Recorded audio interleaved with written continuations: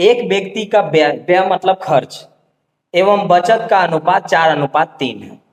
उसकी बचत उसके आय के 1/5 के बराबर बढ़ जाती है और उसका आय समान रहती है, तो उसके व्यय एवं बचत का नया अनुपात क्या होगा। ध्यान से समझिएगा, अगर हम 10,000 रुपया कमाते हैं और 4,000 रुपया खर्च करते हैं तो इसका मतलब 6,000 रुपया मेरा बचत है।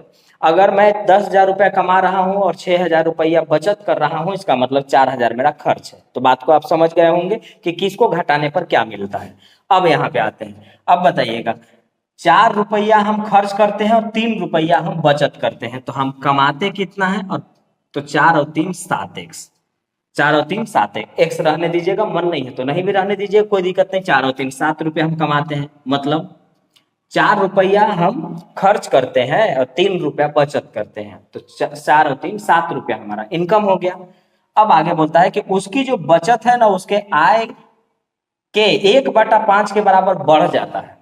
बचत कितना है उसका, तो उसका जो बचत है वो 3 रेशियो में है, बचत है 3 रेशियो में, और जो भी उसका इनकम है तो इनकम है 7 रेशियो में। 7 का 1/5 बढ़ जाएगा, बढ़ने को प्लस बोलते हैं, घट जाता तो माइनस कहते हैं।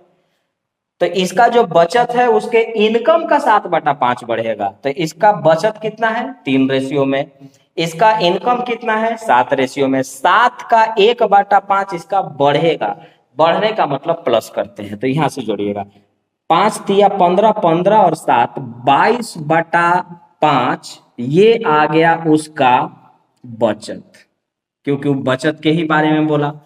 तो बचत अगर नया ये बचत बना, पहले देखिएगा बचत पुराना कितना था 3, नया बचत कितना हो गया 22/5। तो हमें मालूम है कि नया खर्च भी तो पता किया जा सकता है, और आपसे खर्चे पूछा है तो आप नया खर्च पर आइए। नया खर्च कमाते कितना है, तो 7 रेशियो में।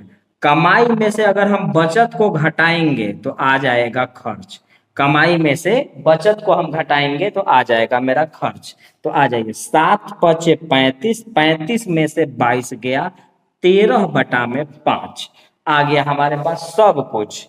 नया बचत 22/5, नया खर्च 13/5, अनुपात लिख दीजिए। तो पहले चाहिए खर्च, तो खर्च लिखिए 13/5, और बचत चाहिए तो बचत लिखिएगा आप 22/5। 5 से 5 खत्म, आंसर आ गया 13:22, 13:22, 13:22, ऑप्शन डी। एक बार फिर से, खर्च करते हैं 4 रुपया, बचा लेते हैं 3 रुपया, तो 4 और 3 7 रुपया हम कमाते हैं, कमाने को आय बोलते हैं।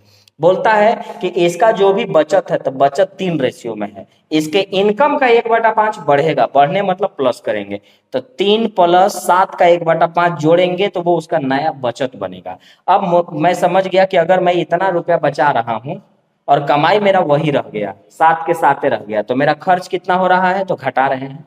तो हमने कमाई में से बचत को घटाया तो खर्च आ गया, नया खर्च आया और नया बचत आया, इन्हीं को रख के काट दिया, आंसर आ गया 13:22।